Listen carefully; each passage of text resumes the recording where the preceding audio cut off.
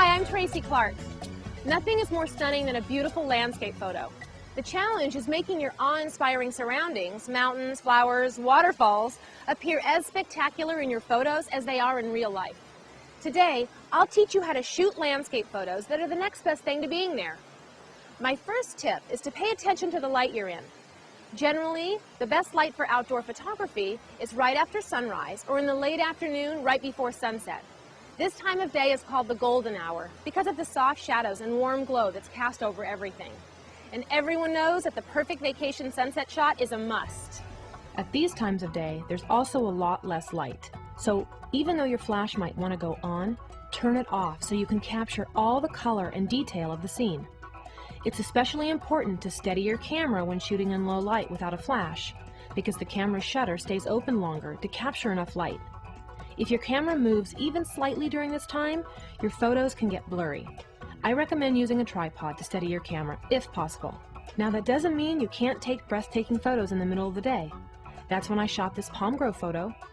In fact, it's a great time to experiment with where the light is shining in your scene, from the front, back, side, or from straight above. Each position produces a different effect.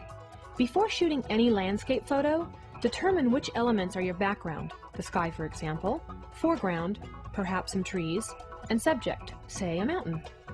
In order for all of them to be in focus, it's important to use the landscape shooting mode, or a high aperture setting, on your HP camera.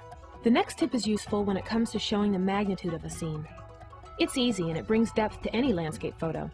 Just include an object in the foreground, like the branch of a tree, or in this case, fence posts.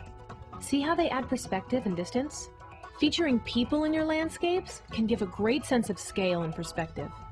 And when those people are friends or family, your photos become especially meaningful. Again, be sure to use the landscape shooting mode to make sure that everyone remains in focus.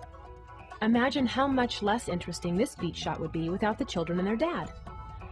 They're all interacting naturally with their surroundings, which lends a real visual interest and a moody quality to this tranquil scene.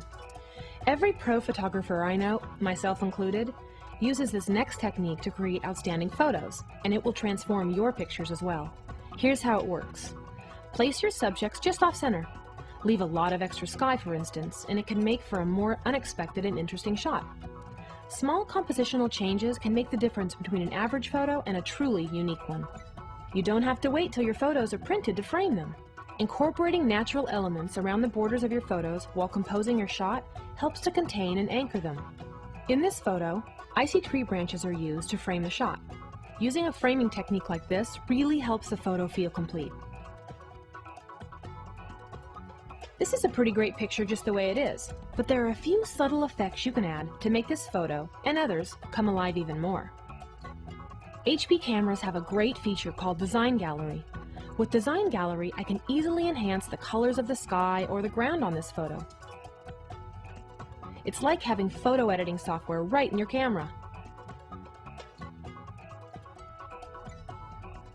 Now that brings out the drama of the landscape better, doesn't it? And you'll find a lot more effects you can try in the Design Gallery. Most importantly, just have fun and enjoy the scenery while you're out there. I'm Tracy Clark, and I'll see you next time.